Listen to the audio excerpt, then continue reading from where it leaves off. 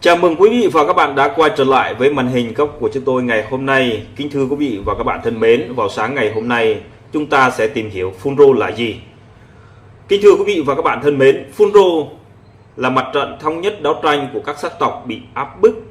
hay còn gọi là Phun-Rô, tiếng Pháp là Bruni de lutte des resistance oppressés, là liên minh chính trị của quân sự của các sắc tộc cao nguyên trung phần như là Chăm, Khmer và tồn tại từ năm 1964 đến 1992. Tổ chức này là một chủ trương đấu tranh cho quyền tự quyết của các sắc tộc thiểu số và thực hiện chiến tranh du kích để ly khai vùng Tây Nguyên khỏi Việt Nam. Phong trào Bacharaka năm 1958. Vào ngày 1 tháng 5 năm 1958, một số trí thức của người Thượng và đứng đầu là Ibrahim Inul là người Ede thành lập Bacharaka, và tổ chức này chủ trương đấu tranh bất bạo động và yêu cầu chấm dứt mọi chính sách phân biệt đối xử với các sắc tộc thiểu số. Bacharaka là chữ viết tắt tên 4 dân tộc chủ yếu là ở vùng Tây Nguyên như là Bana, Charai, Rade và Kaho. Vào ngày 25 tháng 7 năm 1958, Bacharaka gửi thư đến Tòa đại sứ Pháp, Tòa đại sứ Hoa Kỳ và Liên Hiệp Quốc tố cáo những hành vi phân biệt sắc tộc của chính quyền Việt Nam Cộng Hòa và yêu cầu các cương quốc và can thiệp để người Thượng có được độc lập và khối Liên Hiệp Pháp hoặc độc lập và dưới sự lãnh đạo của Hoa Kỳ. Tiếp đó, vào tháng 8 và tháng 9 năm 1958, Bacharaka tổ chức nhiều cuộc biểu tình tại Kon Tum, Pleiku và Buôn Ma Thuột, nhưng đều bị trấn áp. Tất cả những lãnh tụ của phong trào đã bị bắt. Mặt trận giải phóng cao nguyên năm 1964. Từ năm 1956 và trong chiến lược chống Cộng hòa Hoa Kỳ, các cố vấn quân sự Mỹ và tấn công các buôn làng, trang bị vũ khí và cho thanh niên Thượng và thành lập các đội dân sự chiến đấu người Thượng và Civilian International Stephen Group, đó là CITG, là lực lượng đặc biệt. Năm 1963, sau cuộc đảo chính lật đổ Tổng thống Ngô Đình Diệm và tất cả những nhà lãnh tụ phong trào Bacharaka đều được Pauner, phó chủ tịch của phong trào Bacharaka, được bổ nhiệm vào các chức vụ phó tỉnh trưởng và tỉnh Kon Tum. Ibrahim Inul là chủ yếu phong trào của Bacharaka được bổ nhiệm vào chức vụ phó tỉnh trưởng tỉnh Đắk Lắk. Tháng 3 năm 1964, và được sự ủng hộ của Mỹ và những người lãnh đạo phong trào của Bacharaka kết hợp với sắc tộc Thượng khác và người Chăm tại miền Trung thành lập Mặt trận giải phóng cao nguyên, tiếng Pháp là Fronte Liberation des Hauts and Plateaux, FLHP, là một tổ chức này chia làm hai phe. Một, phe chủ trương ôn hòa và do Ibrahim Inul đại diện, và phe thứ hai, phe chủ trương bạo động do Ihadien Adron cầm đầu. Vào tháng 3 đến tháng 5 năm 1964, phe bạo động bị truy quét và cắt cao phải chạy qua Campuchia, lập căn cứ tại Roland, Camreloland và tỉnh Mondokari và các biên giới Việt miền và khoảng 15 km, và tiếp tục tuyến bộ thanh niên Thượng và tham gia FLHP và chống chính quyền Việt Nam Cộng Hòa. Vào ngày 19 tháng 9 năm 1964, các toán biệt kích thuộc lực lượng đặc biệt của các đội dân sự và chiến đấu Thượng nổi dậy, đánh chiếm một số đồn ở Quảng Đức, Đắk Nông vào ngày này, và Đắk Lắk, và giết 35 quần nhân người Việt và bắt sóng quận Đức Lập và chiếm Đài Thanh, Buôn Ma Thuột, kêu gọi lập một quốc gia độc lập. Vào ngày 20 tháng 9 năm 1964, và chuẩn tướng và quân lực của Việt Nam Cộng Hòa là Nguyên Phúc Vĩnh Lộc, tư lệnh vùng 2 và chiến thuật phản ứng mãnh liệt, và ông cho sư đoàn 23 bộ binh cùng với tiểu đoàn biệt động quân và thiết giáp với quanh đài phát thanh và những đồn bị chiếm đóng. Khi phiết quân và sắp bị tiêu diệt thì đột nhiên chuẩn tướng Vĩnh Lộc nhận được khuyến cáo của Banner và tham tán thứ 3 tòa đại sứ quán Mỹ và trên cao nguyên là nên thương thuyết. Các cuộc thương lượng và giữa phiên quân và tư lệnh vùng 2 và chiến thuật qua trung gian là đại diện tòa đại sứ Mỹ và đi đến thỏa thuận sau. Ibrahim Inul được cử làm chủ tịch và chính thức phong trào của FLHP. Và tuy nhiên, ngày chiều 20 tháng 9 năm 1964, Ibrahim Inul đào thoát sang Campuchia. Nhưng chỉ huy phiết quân không bị truy tố và không bị truy đuổi, chỉ rút quân qua Campuchia. Giai đoạn năm 1964 năm 1975, cơ cấu và tổ chức vào ngày 20 tháng 9 năm 1964 tại Campuchia dưới sự chủ tọa của quốc vương Sihanouk và mặt trận thống nhất đấu tranh của các sắc tộc bị áp bức được thành lập. Tiếng Pháp Prony Lutte des Races Premiers Funro và tổ chức bao gồm là mặt trận giải phóng cao nguyên và Front Liberation des Hautes and Plateaux FLHP và được tổ chức Funro thượng là do Ibrahim Inul chỉ huy. Hoạt động chủ yếu là Mondokari và mặt trận giải phóng của Champa Front Liberation du Champa FLC, tức là Funro Cham là do Lesconsen,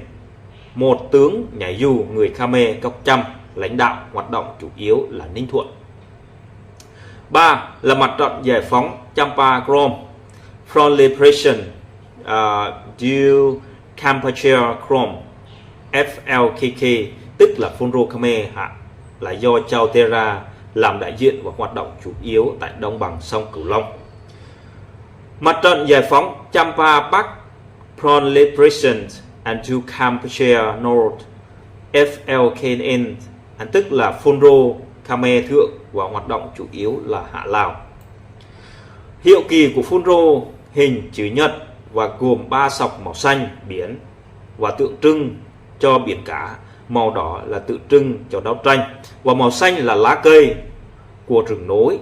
và trên sọc màu đỏ và có 3 ngôi sao màu trắng và tượng trưng cho thành phần chính là Funro thượng Champa Khmer. Funro có 3 cơ quan lãnh đạo và hoạt động tối cao là do Chao Dera làm chủ tịch và hội đồng bảo trợ Lesconsen làm chủ tịch và ủy ban chấp hành trung ương Ibrahim Inul làm chủ tịch.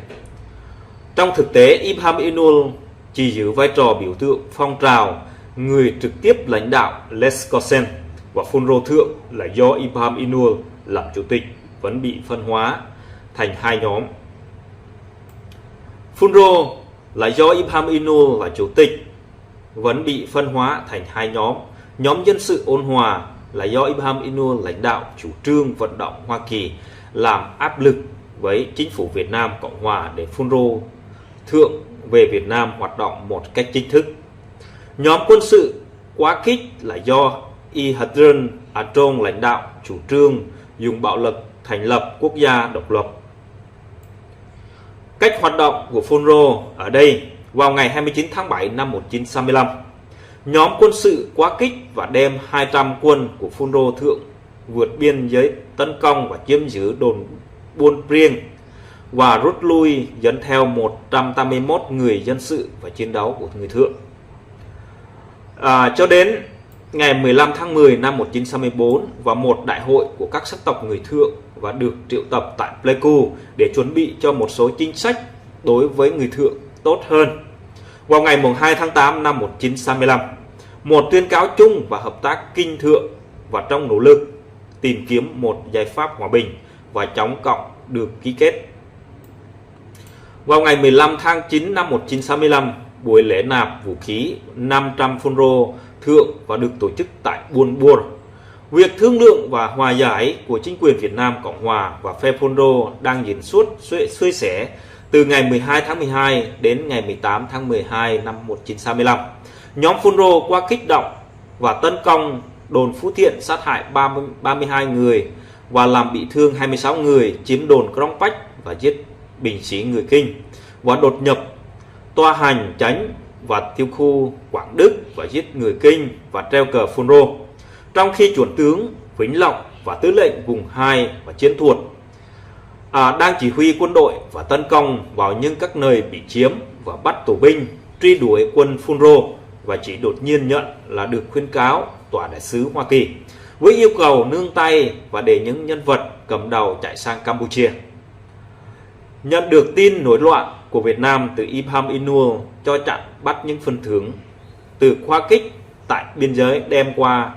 Cam Lê, Roland và Sư Tử. Khi sử dụng việc Lesconsen không dám chống lại quyền lãnh đạo của phun rô thượng của Ibrahim Inul, nhưng lại cài những người Champa thân tín và những chức vụ cao cấp bên cạnh Ibrahim Inul để kiềm chế và những quyết định thân thiện của Việt Nam của ông. Và sau sự việc này, Ibrahim Inul tiếp tục thương thuyết vào chính quyền của Việt Nam Cộng Hòa.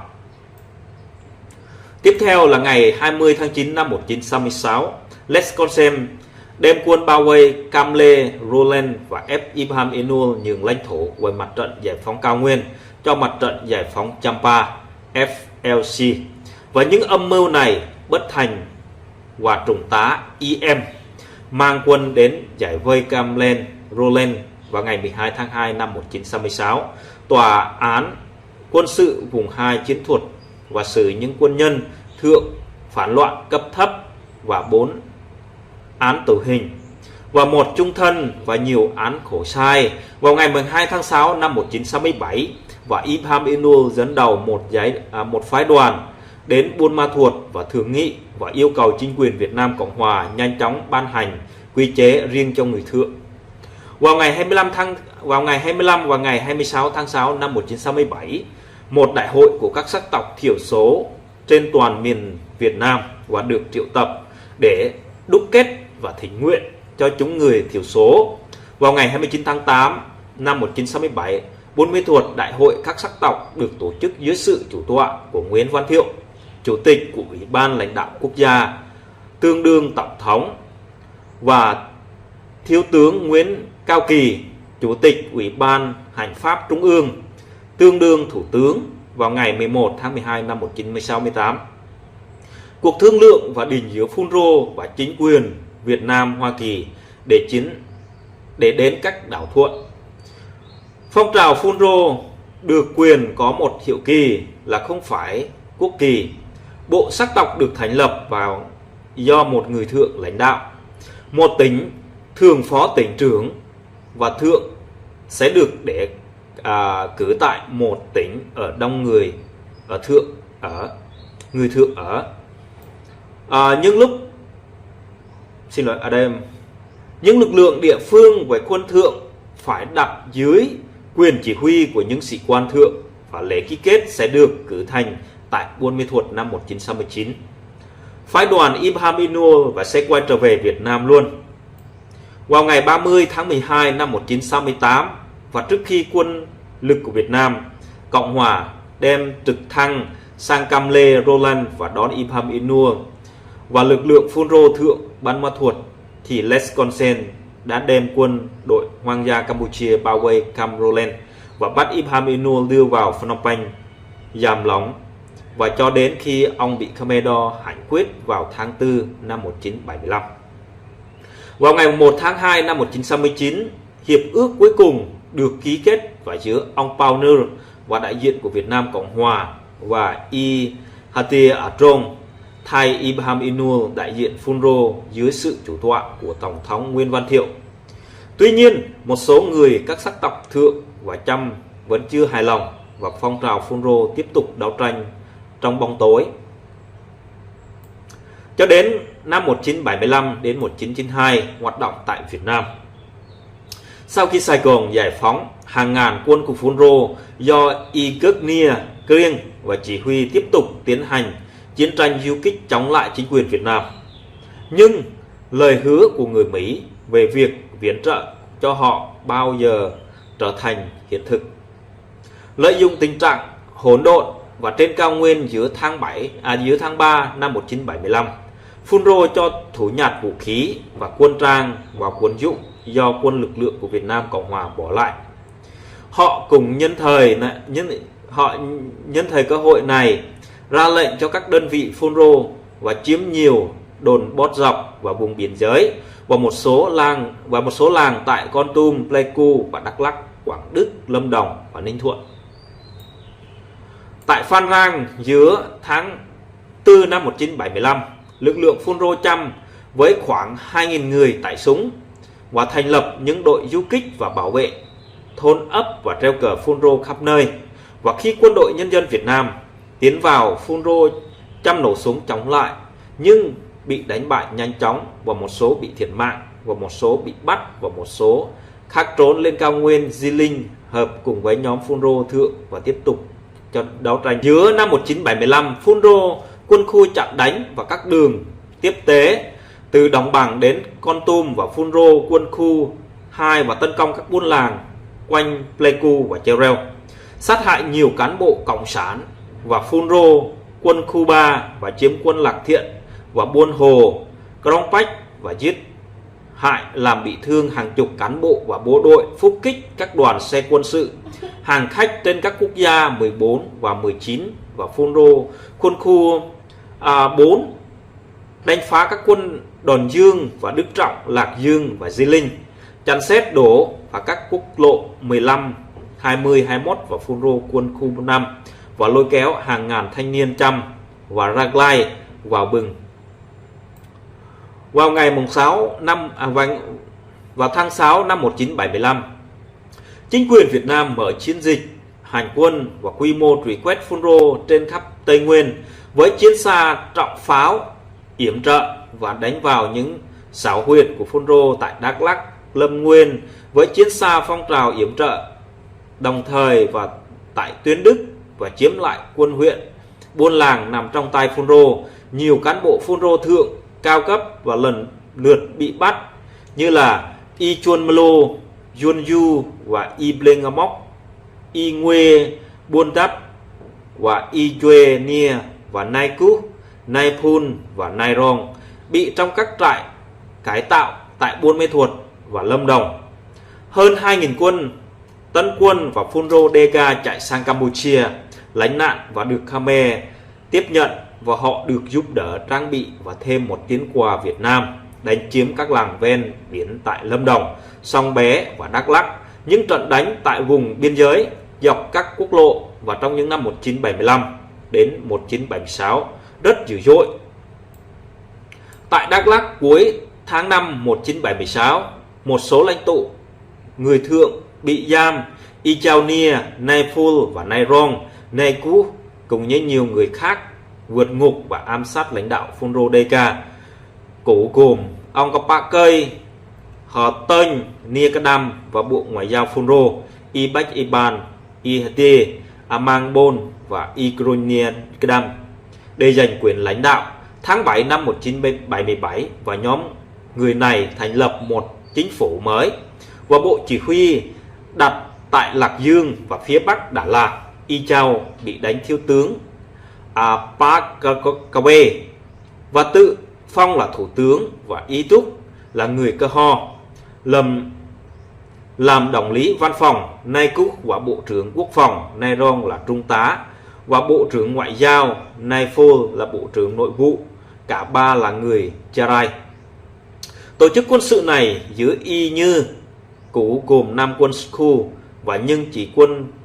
khu 4 là ông Pao Dư và người Bana làm tư lệnh, và thực sự là còn hoạt động về vũ đạo chính này làm nhiều cán bộ phun rô nản chí và một buông súng và ra đầu hàng. Một số người khác bỏ về quê làng làm nương rẫy cho đến hiện tại. Y Chao Nia cùng với Huỳnh Ngọc và sáng lập nhiều chiến khu từ Đơn Dương Trang và Tùng Nghĩa La Ba và đến sông Pa, Krông Pa với phân phối và nhiều thiếu tướng phong và nhiều tiểu đoàn và 302 Tuyên Đức cũ, và tấn công vào các đồn Pol Pot và sử dụng chuyến của bộ đội Việt Nam trên cao nguyên Lâm Đồng. Và từ năm 1977 và đến năm 1978, lực lượng du kích này do Krachang Kaput và người Cà Ho chỉ huy đã tổ chức nhiều cuộc xung đột và đốt phá nhiều trụ sở ủy ban nhân dân xã, huyện và bán pháo và các đồn bốt và phục kích, bắt giữ những đoàn địa chất và lâm nghiệp và khủng bố và những người làm nghề khai thác cây rừng, và chặt xếp xe đỏ và bắt cóc ám sát một thu mua lương thực vào trong các sát lập thị xã Đà Lạt và các quân Lạc Dương. Những tranh chấp của quyền lực giữa lãnh tụ phun rô với nhau là tổ chức Dega yếu hẳn đi. Eugenia bị giết ngày 12 tháng 10 năm 1978 tại Đức Trọng và Igropnia Krieng lên làm thủ tướng vào ngày 22 tháng 1 năm 1979. Y tức làm phó thủ tướng và thứ nhất đặc trách nội trị và ngoại giao, kiêm phó chủ tịch nhất của Phunro Deka. Pau Dức là phó chủ tịch thủ tướng và đặc trách an ninh, quốc phòng và ban lãnh đạo phong trào đặt tại Đồm Ron và Lâm Đồng. Trong thời gian cầm quyền, Khmer Đỏ phải cho người sáng lập Idok ăn phó thủ tướng, nhất là phụ trách về nội án. Ngoại giao của Phunro nói thẳng là cần sự hợp tác và trong chính quyền Việt Nam. Y tức là sau đó sang Campuchia và Pol Pot là ông được cố vấn Trung Quốc tiếp theo. Pol Pot cũng như là cùng các cố vấn của Trung Quốc hứa sẽ giúp Phunro mọi mặt chứ không chỉ giúp đất đai và làm căn cứ. Trả lời phỏng vấn nhà báo Ned Tyer, lãnh đạo Phunro cho biết khi họ bắt đầu các hoạt động của quân sự chống lại nhà nước Việt Nam năm 1975, hàng ngũ của họ và chừng 10.000 người và tới 4